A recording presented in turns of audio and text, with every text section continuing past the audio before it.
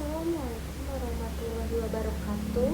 Saya di sini akan membahas mengenai self-regulate learning.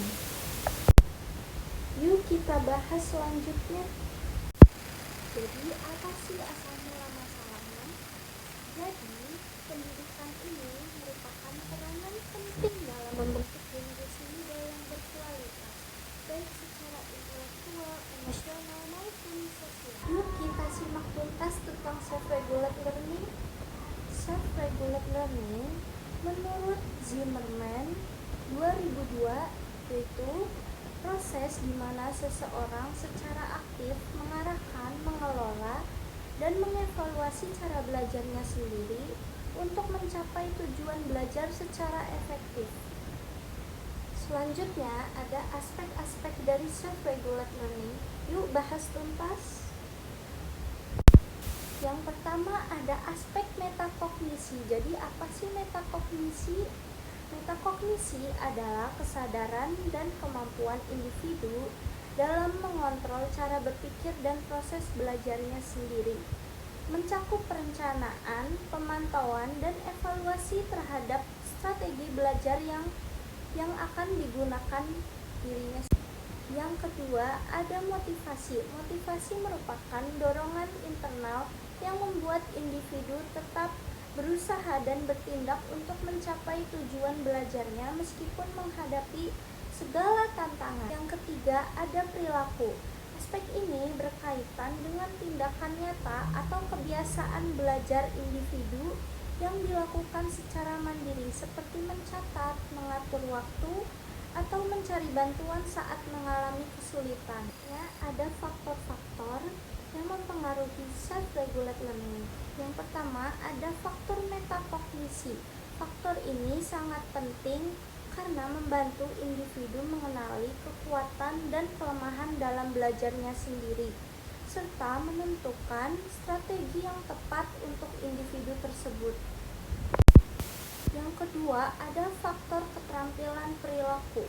Mencakup kemampuan dalam mengatur waktu, menyusun jadwal belajar, menciptakan lingkungan belajar yang kondusif, serta konsisten dalam menerapkan strategi belajar. Individu yang memiliki keterampilan ini dapat belajar lebih terstruktur dan mandiri. Yang ketiga, ada faktor dari lingkungan. Lingkungan sendiri memiliki pengaruh besar terhadap kemampuan regulasi diri individu. Dukungan emosional dan akademik ini dari guru, orang tua, dan teman dapat meningkatkan motivasi serta dapat memberikan umpan yang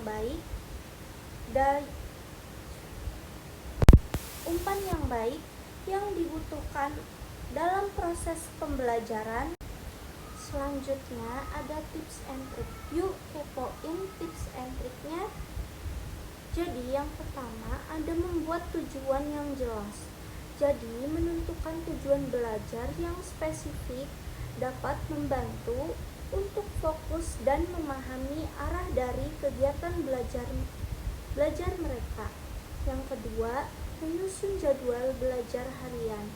Jadwal belajar harian membuat waktu belajar menjadi lebih teratur dan meminimalkan prokrastinasi. Yang ketiga, menggunakan strategi belajar yang tepat. Memilih metode atau strategi belajar yang sesuai dengan gaya belajar masing-masing individu. Yuk mulai saat ini jangan ragu untuk bertanya. Selanjutnya ada pengalaman subjektif dari saya sendiri. Dulu saya adalah seorang yang sangat pemalas, bahkan untuk membaca buku satu halaman pun saya enggan untuk membukanya.